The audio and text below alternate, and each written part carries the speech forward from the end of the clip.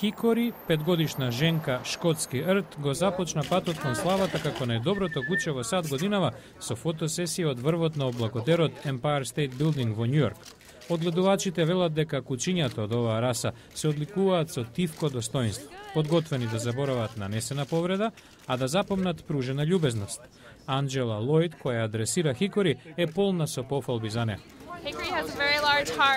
Хикори има големо срце и тоа го покажува секој пат. Собственичката Сали Свит вели дека за секое добро куче е потребно огромно внимание од дресерот. Свит е благодарна на Лојд што не ја оптоварила Хикори со многу изложби.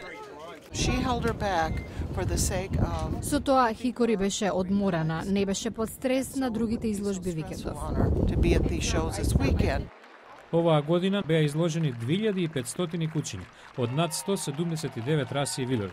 Дојдоа од 49 американски сојузни држави и неколку земји од странство – Тајланд, Бразил, Словенија и Австралија. Сите имаат победено на други изложби, услов да се квалификуваат за престижниот настан во Вестминстер, кој важи за главната изложба на кучиња во САД.